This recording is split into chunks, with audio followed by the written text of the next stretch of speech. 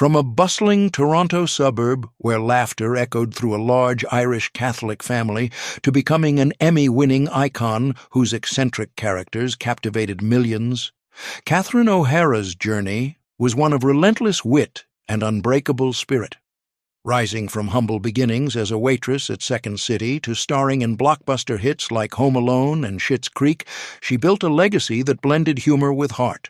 With a net worth of $10 million at the time of her passing, along with 2 Primetime Emmy Awards, a Golden Globe, and the Order of Canada, O'Hara stood as a beacon in comedy, proving that quirkiness could conquer Hollywood. But what hidden challenges fueled her rise, and how did her opulent lifestyle reflect the triumphs she earned? Dive in to uncover the extraordinary world of this timeless star. Early life and struggles. Catherine Ann O'Hara entered the world on March 4, 1954, in Toronto, Ontario, Canada, as the 6th of 7 children in a devout Irish Catholic family. Growing up in the working-class suburb of Etobicoke, her household was a whirlwind of activity, where shared spaces and limited resources fostered a tight-knit bond. Her father labored for the Canadian Pacific Railway, often working long hours to support the large family, while her mother juggled part-time work as a real estate agent, instilling in her children the values of hard work and perseverance. Money was tight in those post-war years, with the family relying on hand-me-downs and simple meals, but humor became their currency. O'Hara later recalled how storytelling and impersonations around the dinner table turned everyday chaos into entertainment, shaping her innate comedic timing. The societal expectations of the 1950s and 1960s added another layer of challenge. As a young girl in a conservative Catholic environment, O'Hara navigated the pressures of conformity while harboring dreams beyond traditional roles. Attending Burnham Thorpe Collegiate Institute, she excelled in drama classes but faced skepticism from peers who saw acting as an impractical pursuit. Bullying came in subtle forms, teasing about her large family or her quirky personality, but it only honed her ability to deflect with wit. One poignant story from her youth involved a school play where she landed the role of the Virgin Mary in a nativity scene, only to face stage fright that nearly derailed her performance. Drawing on her mother's encouragement to turn fear into fuel, she pushed through, discovering the thrill of audience laughter that would define her path.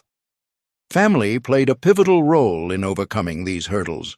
Her parents emphasized education and resilience, with her mother often sharing tales of immigrant struggles to inspire the children. O'Hara's siblings, including her younger sister Mary Margaret, who later became a singer-songwriter, created a supportive network where creativity thrived amid the constraints. Yet the sheer size of the family meant individual attention was scarce, leading O'Hara to seek validation through performance. Another trial came in her late teens when she grappled with self-doubt after high school, unsure of her future. She took odd jobs, including waitressing, to make ends meet, facing rejection in early auditions that tested her resolve. These experiences built her empathy, later infusing her characters with authentic vulnerability.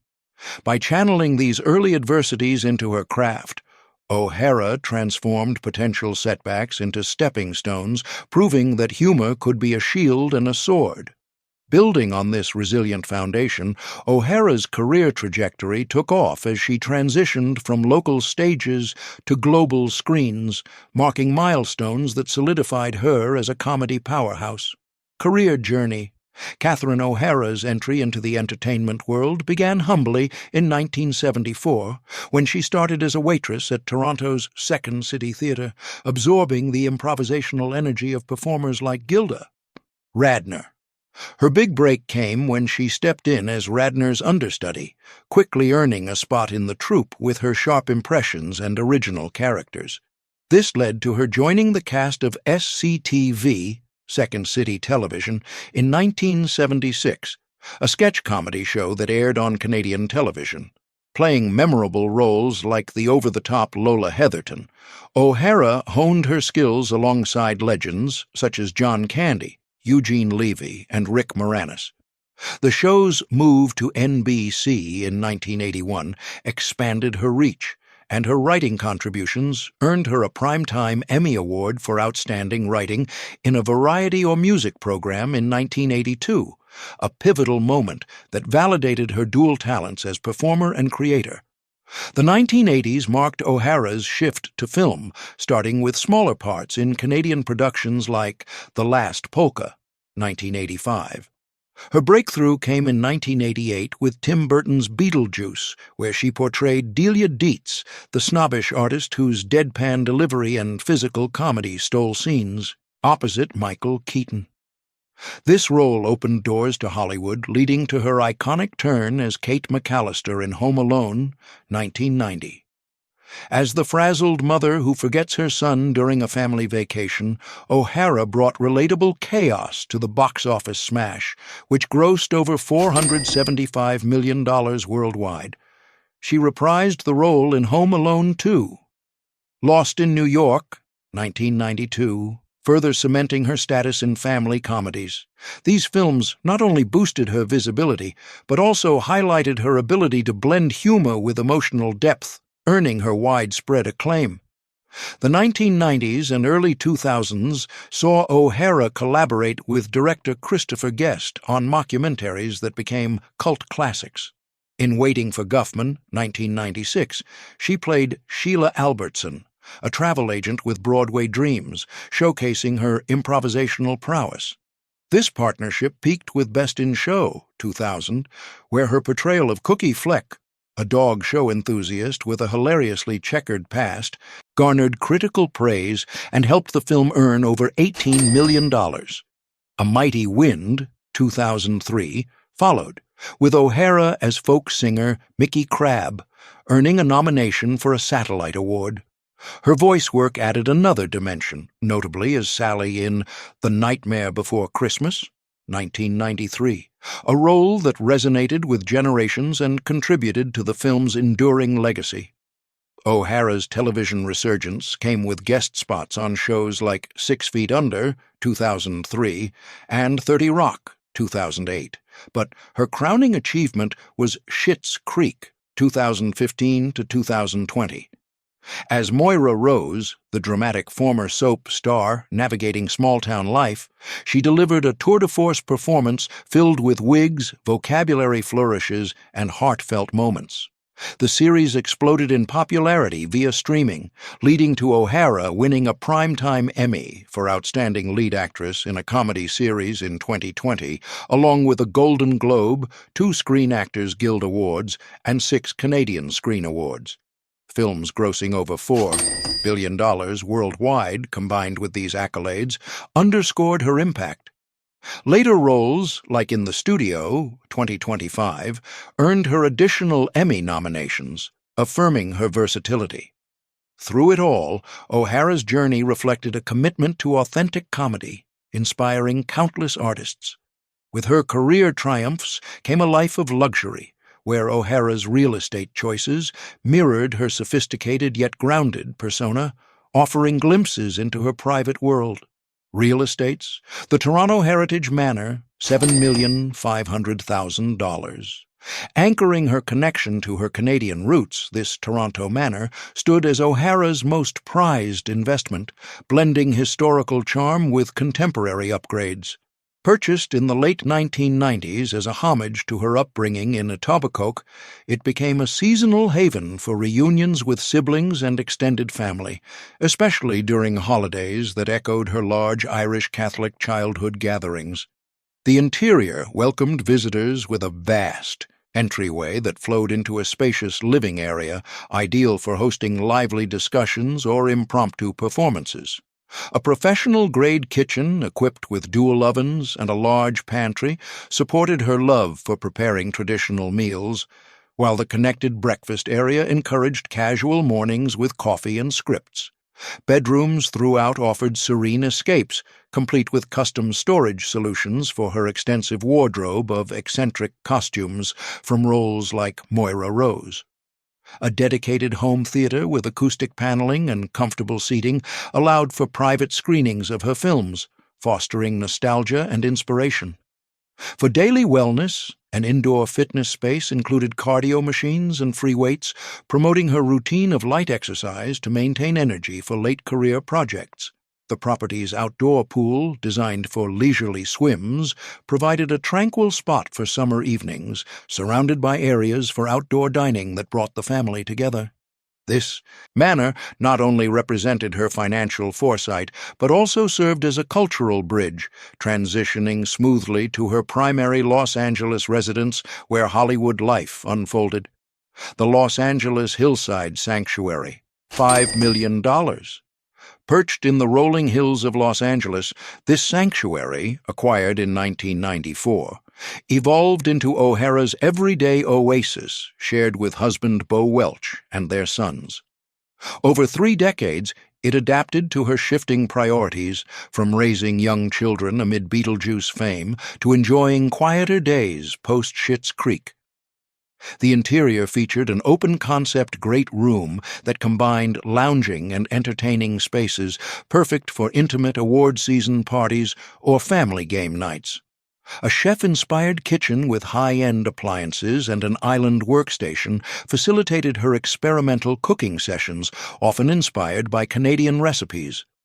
Multiple bedrooms provided personalized retreats, each with integrated shelving for displaying memorabilia from her SCTV. Days.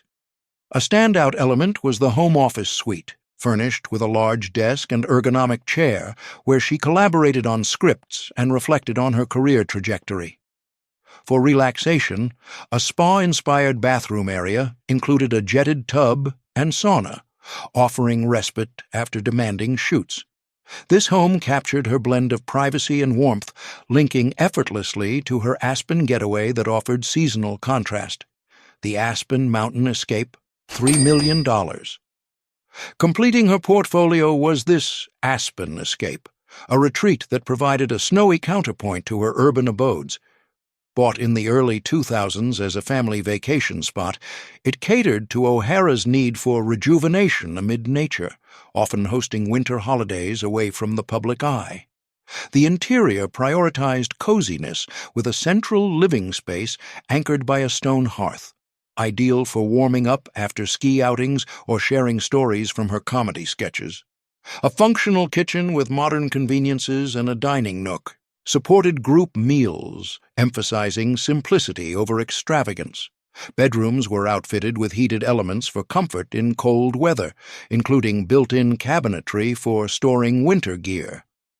For entertainment, a media den with surround sound hosted movie marathons of her classics like Home Alone. This property rounded out her holdings, illustrating how each residence interwove with her lifestyle, from professional commitments to personal serenity, totaling over $18 million in value and underscoring her astute real estate choices. These homes not only showcased O'Hara's success, but also her grounded approach to luxury, complementing her understated yet sophisticated car collection that added mobility to her multifaceted life. Car collection. Catherine O'Hara's car collection, though modest in size, told a story of elegance, innovation, and a nod to her evolving tastes over the years. Each one carried memories of road trips with family or quiet drives through scenic routes, reflecting her journey from Toronto's streets to Hollywood's highways. Starting with her most extravagant acquisition, the collection unfolded like chapters in her life, each car symbolizing a different phase of success and serenity. Her standout vehicle was a Cadillac Escalade purchased for $200,000 in the mid-2000s, embodying the spacious luxury she needed for transporting family and props from her eccentric roles. This SUV became her reliable partner for longer trips, like visiting her Toronto roots or attending film festivals, its ample cargo space accommodating everything from luggage to memorabilia. O'Hara appreciated how it handled diverse terrains, from snowy Canadian winters to sunny California highways, turning potential stressors into enjoyable journeys. On one memorable occasion, it carried her and her sons to a quiet cabin retreat, where conversations about life and legacy deepened their bonds. The Escalade symbolized her achieved stature, offering a sense of security that echoed her resilient career, seamlessly leading to her more refined daily driver. Shifting to a touch of European sophistication, O'Hara's Mercedes-Benz E-Class sedan, acquired for $100,000 around 2020, catered to her preference for refined commuting amid busy schedules. This model joined her fleet as a nod to reliability, ideal for navigating Los Angeles traffic or heading to studio meetings for projects like The Studio. Its intuitive features provided a calm interior for rehearsing lines or listening to audiobooks, enhancing her creative process. A cherished memory involved a leisurely drive along the Pacific coast with her husband, where the car's smooth handling allowed for uninterrupted appreciation of the scenery, reinforcing their partnership. The E-Class represented her balanced ethos, elegant yet unpretentious, serving as a transitional piece to her eco-conscious option. Completing the trio was her Tesla Model S, bought for $100,000 as a forward-thinking choice in recent years.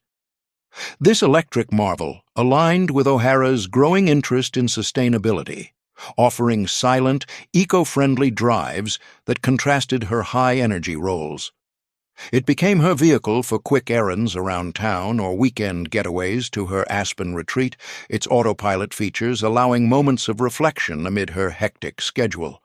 O'Hara delighted in how it symbolized innovation, much like her career reinventions, and she often used it to shuttle her sons, fostering discussions about the future. Beyond the material trappings, O'Hara's personal life revealed a woman whose relationships added profound depth to her public image, making her story all the more relatable. Personal life. Catherine O'Hara's personal life was a tapestry of enduring love, family devotion, and quiet community involvement, which humanized the comedic genius seen on screen. At its core was her marriage to production designer Bo Welch, whom she met on the set of Beetlejuice in 1988. Their wedding in 1992 was an intimate affair at a scenic California venue, celebrating their shared creative worlds with close friends and family. Together, they welcomed 2 sons, Matthew in 1994 and Luke in 1997. Parenthood brought O'Hara immense joy, as she often described balancing Hollywood with family life as her greatest role. Matthew pursued set dressing, contributing to projects like Schitt's Creek, while Luke focused on construction in film sets, mirroring their parents' industry ties. These milestones, marriage, births, and watching her sons thrive, infused her life with authenticity, reflecting the resilience she portrayed in characters like Moira Rose.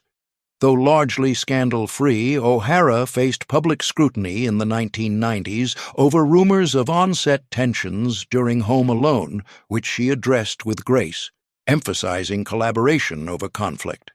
A more personal controversy arose in 2010 when tabloids speculated about her health due to her rare condition, situs inversus, where organs are mirrored in the body.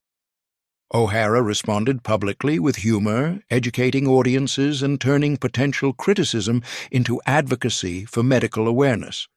She never shied away from accountability, often using interviews to clarify misconceptions and promote positivity. O'Hara's community ties added heartfelt layers to her persona.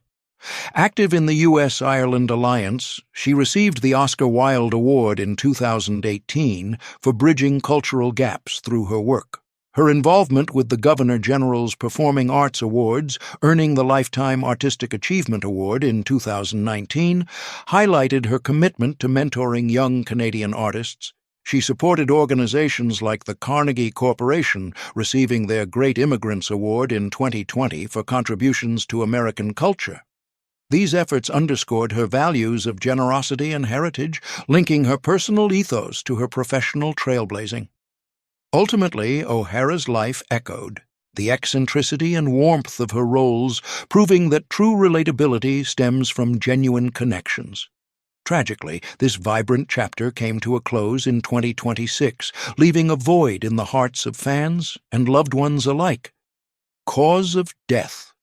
Catherine O'Hara's, passing on January 30th, 2026 at the age of 71, sent shockwaves through the entertainment world, leaving fans, family, and colleagues mourning the loss of a comedic genius whose wit and warmth had illuminated screens for over 5 decades. The beloved actress, renowned for her unforgettable roles in Home Alone, Beetlejuice, and Schitt's Creek, died peacefully in her Los Angeles home, surrounded by her devoted husband, Bo Welch, and their sons, Matthew and Luke. According to initial reports from her representatives at CAA, the cause stemmed from complications related to a brief but severe respiratory illness, exacerbated by her rare congenital condition known as situs inversus. This genetic anomaly, where her internal organs, including her heart, lungs, and abdomen, were positioned in a mirror image of the typical human anatomy, had been a part of her life since birth, though she often spoke of it with her signature humor, downplaying its impact. O'Hara first publicly discussed her situs inversus in a 2020 virtual interview, revealing how she discovered it later in life during a routine medical checkup. She described it lightheartedly as her body being inside out, with her heart on the right side, dextrocardia, and other organs reversed, affecting about 1 in 10,000 people. While the condition itself is often asymptomatic and compatible with a full life, it can complicate diagnoses and treatments, as standard medical procedures assume normal organ placement. In O'Hara's case, sources close to the family indicated that what began as mild flu-like symptoms in early January rapidly progressed into acute respiratory distress. A 911 call from her hillside residence detailed her struggling to breathe, leading to an urgent hospital transfer where doctors battled pneumonia-like complications. The reversed positioning of her lungs and heart likely hindered swift intervention, as imaging and procedures required adjustments, turning a potentially manageable illness into a fatal one. The tragedy was compounded by the suddenness. Just weeks prior, O'Hara had appeared vibrant at a charity event, sharing laughs about her latest projects. Her family released a statement expressing profound grief, noting how she faced her health challenges with the same resilience that defined her characters, quirky yet unbreakable. Tributes poured in from co-stars like Eugene Levy, who called her irreplaceable, and Dan Levy, who credited her for bringing Moira Rose to life with unparalleled depth. Medical experts later emphasized that while situs inversus rarely causes direct issues, it can amplify risks in infections, underscoring the need for awareness. O'Hara's death not only robbed the world of her talent, but also highlighted the fragility beneath her comedic facade, inspiring calls for research into rare conditions. Her legacy endures through her work, but the void left by this abrupt end remains a poignant reminder of life's unpredictability. If you enjoyed this deep dive into Catherine O'Hara's extraordinary life, hit that like button and subscribe for more insider looks at your favorite celebs. Don't forget to check out our other videos on Hollywood icons.